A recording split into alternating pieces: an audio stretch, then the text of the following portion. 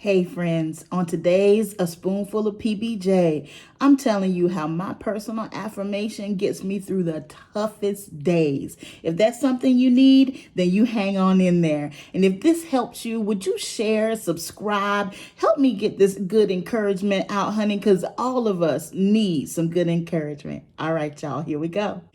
Good morning, friends. It's Monday morning, and it is time for your spoonful of PBJ. If we haven't met, I am Dr. Jackson, and I am here to encourage you, give you a tool, something you can use for the rest of the week. Let's jump into it. Today, I am talking about the power of positive affirmations, and specifically, I'm going to share my personal affirmation with you all. I encourage you to take it. Use it as your own.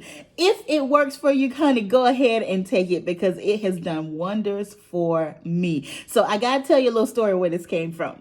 I remember when I went to college, my mom took me to orientation. Orientation was about a month or so before my fall semester started. So my little sister tagged along, and my mom and I, we drove to the city where I went to college, and we stayed overnight, and we were at the check-in location very early. I went to college in Charleston, South Carolina. Love Charleston to this day. But if you know anything about Charleston, a parking space downtown, you're going to work for a parking space. So my mom dropped me off at the check-in location while she drove around to look for a parking space. I walk into this check-in location, nervous, excited, all the emotions, all the things. And I walk into this place and I look around, and it was full, and there were people everywhere, and I didn't see anybody who looked like me. I didn't see another brown face. And at that moment in my life, it was overwhelming. So I turned my little self back around, and I went to find my mama, and I said, "Mom, I made a bad decision. This is not gonna work. Let's just go on back to the house, and we'll figure it out. It's okay. It's all right. We'll go home and we'll figure it out." Well, if you a mama like my mama, or if you know a mama like my mama, when she puts her hand on her hip, it's coming. My mom put her hand on her hip. She said, "Let me tell you one thing. I closed my salon to bring you down here. We stayed overnight in a hotel last night. We had McDonald's for breakfast this morning. You are going to turn around and you're going back in there. Yes, you are. Because we didn't do all that for us to turn around and go back home. So go ahead, turn your little self around, go right back in there, tell the people who you are, and check into your orientation." In that moment, I thought my mama was the meanest person in the whole wide world. In this moment, 3 degrees later, introducing myself to you all as Dr. Jackson, I am grateful for the courage of a mama who will see something on the inside of their child and push them forward to that thing, and not allow the fear and the doubt and the concern to deter them away from the path that they were called to be on. So this is where my affirmation is birthed out of, that power and that passion from my mama that says, we don't cower to fear. We don't turn around to doubt. You are well able. You can, you will, and you must. That is my positive affirmation. I can, I will, and I must. If I have to say it in my heart so nobody hears it, if I'm whispering it to myself as I walk into a meeting, or if I have to steal away into a bathroom stall just to say it to myself, I keep it in my heart. And I continually remind myself that I can, I will, and I must. One of the moments in my career where this has been most impactful for me, a few years ago, I work in higher education. I work with students. And a few years ago, I was at an institution where we went through a tragedy. I'll never forget the moment. I'll never forget the days and weeks, the months afterward. We lost 5 of our nursing students in a car accident, and 2 were severely injured in a day. In a moment, 5 lives were gone. Of all the things that you do on a daily basis, of all the responsibilities of my job, nobody ever trained me to do that. Nobody ever trained me how to break the news to a father to say, yes, sir, your daughter is one of those who did not make it. Or to stand in front of a room of 200 nursing students and their instructors and read the list of names of those who didn't make it and those who were injured. And then to immediately leave that room and stand in front of a news camera, and to leave that news camera and to go to each sorority house to love on and console those friends and those sisters who had just found out that one of their own was gone. Nothing could have prepared me for that moment. But in the midst of that, the toughest day of my entire 20-something years of career, in the midst of that, it was just rattling in my heart. I can, I will, I must.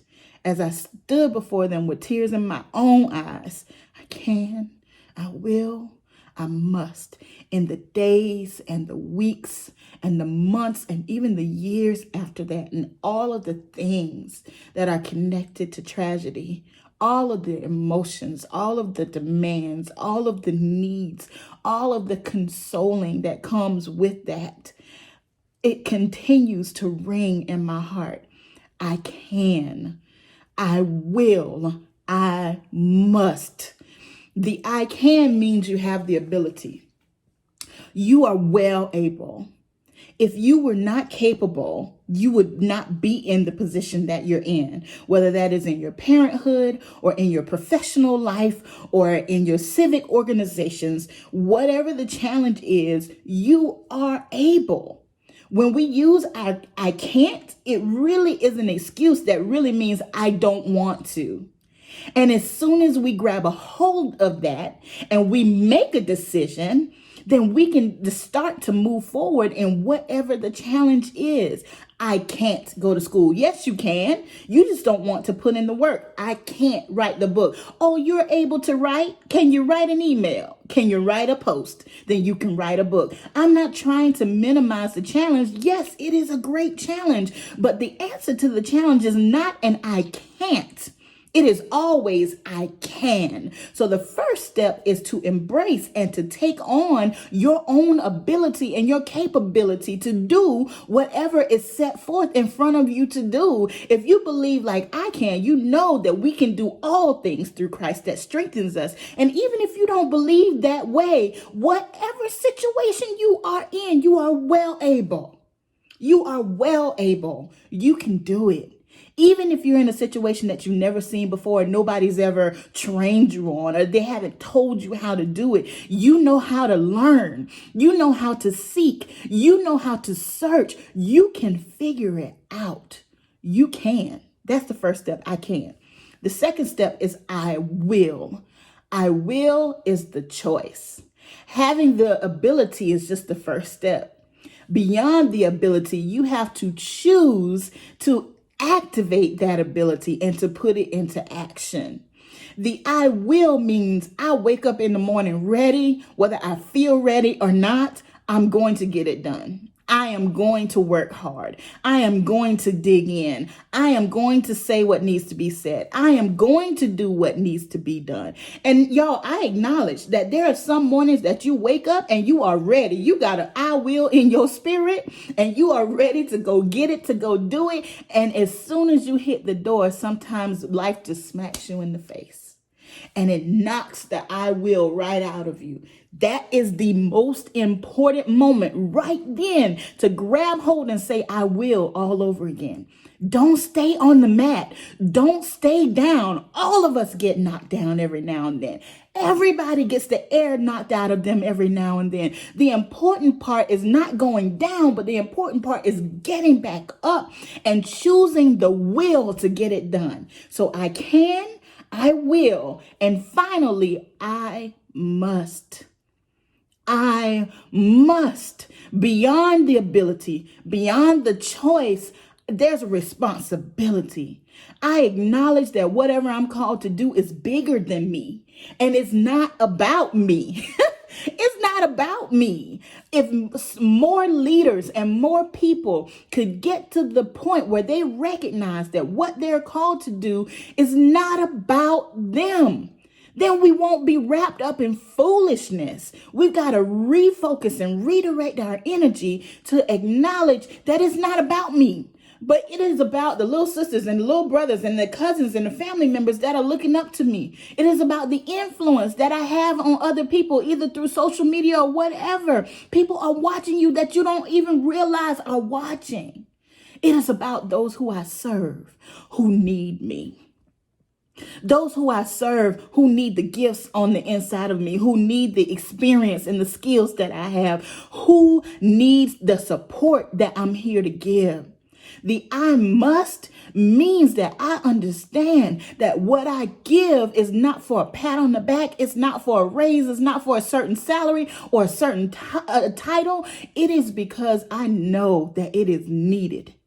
And somebody else is depending on me to acknowledge that I have the ability to make the decision and say I will. But I recognize that I'm doing it for them. I'm not doing it for me. I'm doing it for them.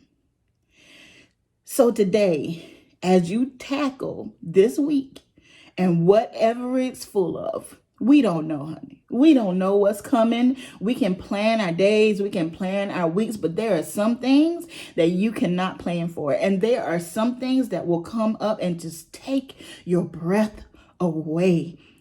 I want you to get a positive affirmation in your spirit, whether it is I can, I will, I must, or a scripture or a quote or whatever you need. But get some words that you can hold on to, that you can hide in your heart, that you can keep with you, keep on your heart. So when you need it, you have rehearsed it so much that it comes to you without you even thinking about it.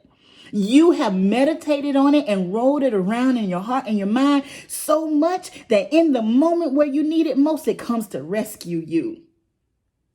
Get yourself a positive affirmation. Get some words that align with your identity and your purpose.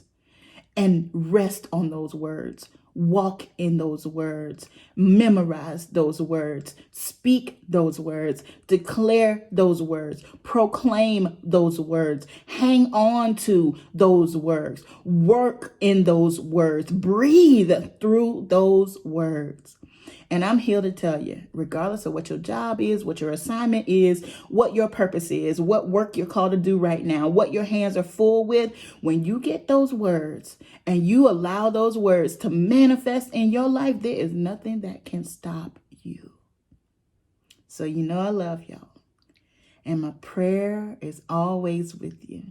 And I pray this week that you get some affirmations in your heart and you hold on to them for dear life. And you make them real to you. You make them personal to you. And you hang on to them. And when you need them, those words just rise in your spirit, just like sweet fragrance. All right? Y'all go after this week. Have a good week. I look forward to seeing you again later. We'll interact in new ways. I got some things to share with you. Y'all have a good day.